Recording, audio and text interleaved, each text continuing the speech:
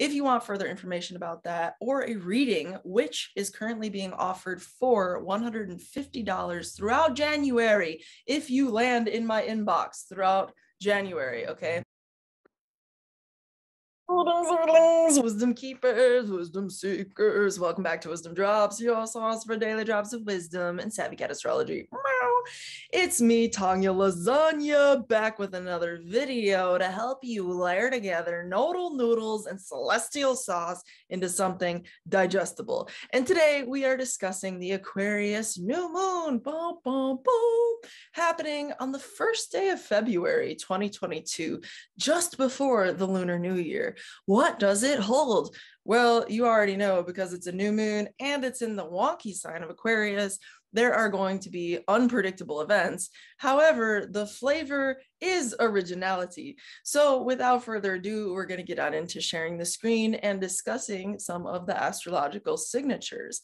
Before I do, make sure you subscribe and like this video if you didn't like this video already, because why? Every single like counts. Why? Because this community is on the up and up, and every single one of you joining recently, I really do appreciate y'all so very much. Let's jump on into it. So share this screen with y'all. 12-degree new moon lunation in the sign of Aquarius, y'all. What is here but Saturn, the planetary ruler of the new moon, at 15 degrees. So this is a 3-degree range of separation, which by ancient standards puts the significance up on high alert, right? Right. So what does that mean? Well, Saturn is serious. Saturn is no joke. Saturn is what will last the test of time, just as much as it is structures, systems, and basically the operating infrastructure that needs to be in place in order for anything to go from the process of beginning to implementation to editing and improving to an end, right? And in the case of Saturn, it wants something that is edited and improved. It wants something that will last the test of time, so that the end, quote unquote, is not 3 months down the road, but say a lifetime down the road, or 28 years down the road when Saturn returns back to the sign of Aquarius. Because Saturn is the notion of time, and specifically prolonged time, withstanding time, right? Or even delay. The notion of a long period of time is associated with Saturn, okay? So why am I talking about Saturn? If you're like lost in outer space, don't get lost. We're making sense of this. Saturn is right here where my mouse is, and it's conjunct the new moon, okay? And Saturn is the planetary ruler, or the planet out of all these planets that could rule any old sign. We're looking at this sign, Aquarius, because this is where the new moon is. And Saturn, out of all of these planets, is the planet that rules that sign, Aquarius, okay? And yes, this is ancient OG astrology. And no, if you're looking at this like, but I thought Uranus was the ruler of Aquarius, then great. I'm glad you're thinking that. That's a great thing to think. That's a modern sort of thought. And you should, above that, always know that Saturn has been, will be, and continue to been throughout all incarnations of astrological, the ruler of Aquarius, okay? So remember that Saturn and Aquarius are like this. That's the takeaway. And Saturn is here with the new moon.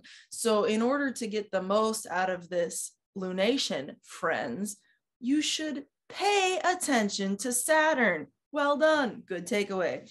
What is Saturn in Aquarius? It is concerned not only with things that are just inherently Saturnine that we just discussed, but it's also, okay, the idea of innovation. Aquarius is the sign of innovation. It's the sign of advancement. And that's where we get this modern omen of Uranus, okay, and that idea of that being the modern ruler of Aquarius from. But it is social. It is idea-based. It is ideological based, but it's more so concerned with what's novel, and not novel for novel's sake, like what's new for new sake, but what's new in that it actually has a practical application that's socially useful.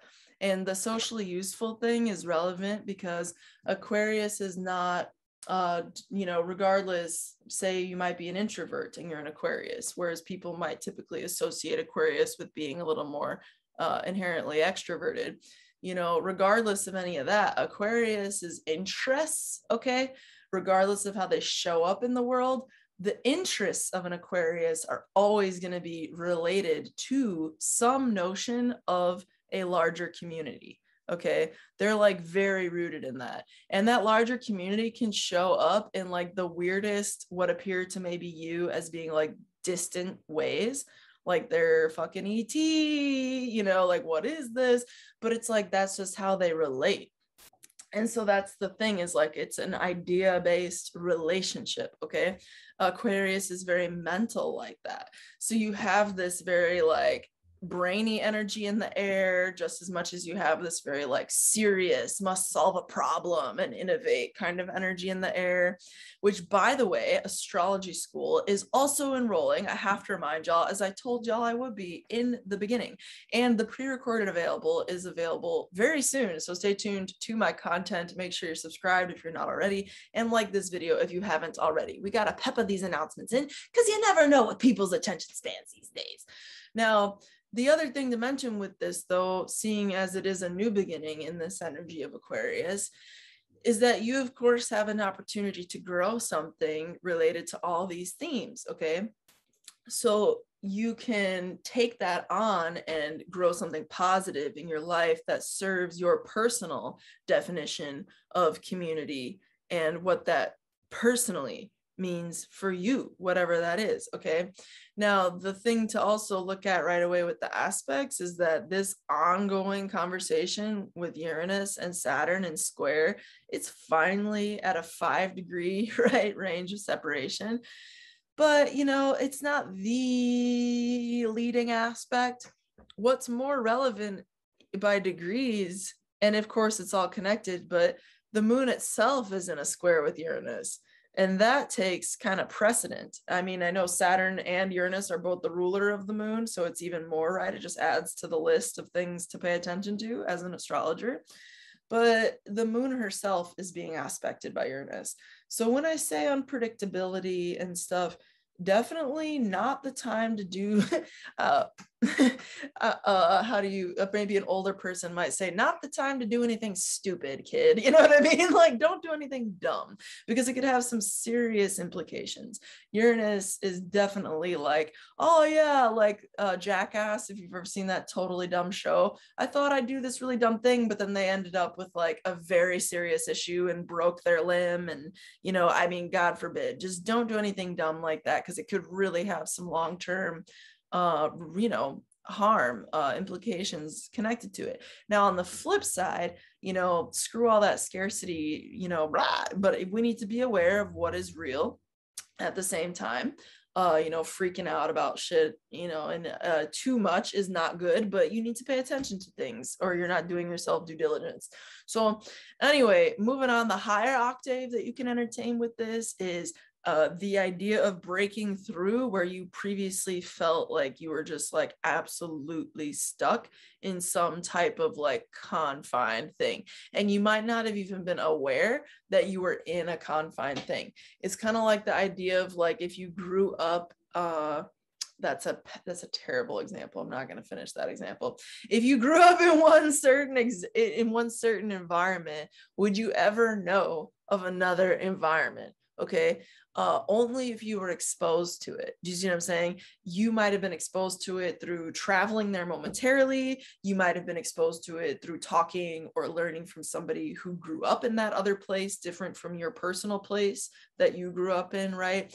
But unless you're exposed to it, you don't know that there is another. You don't know that there is another place, right? As a young child, necessarily, until you're exposed to that, right? A different way of existing and living and being. It's a fundamental sort of thing that humans kind of go through in our own personal growth cycle, right? So that energy is what I would like to draw your attention to under this lunation. Uranus in a square with the moon, y'all, is saying it's time to embrace an awareness of what is different that you may not have even understood or known was previously there.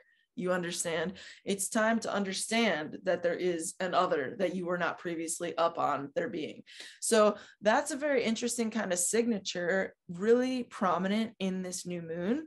So when do you expect all this stuff to be relevant in your life? And if you haven't liked this video yet, what is you doing? Because we is going deep, y'all. But for real, how do you expect this to show up, and in what amount of time? Well, we talked about the how, but the amount of time, obviously the next 2 weeks, because that's when you see this new moon ripen into a full moon, right?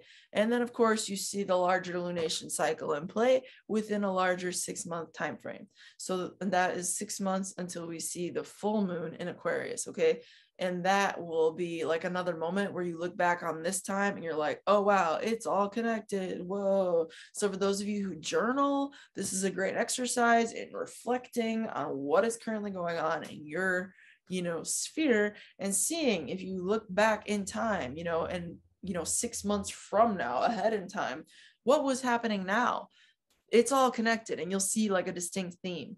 You could do that for any lunation. It's really cool in many ways.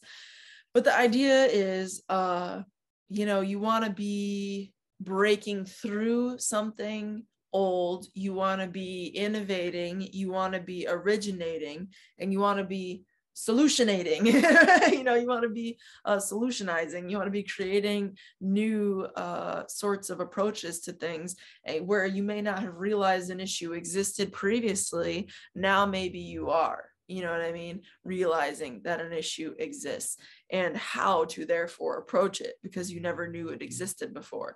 There's a lot of new energy, keyword new, keyword novel, keyword kind of just, again, the solution thing, and also intellectual, really questioning at a fundamental level this idea of tradition, with the planetary omen of Pluto, Mercury, and Venus, and Mars, all in Capricorn, the 12th house to Aquarius.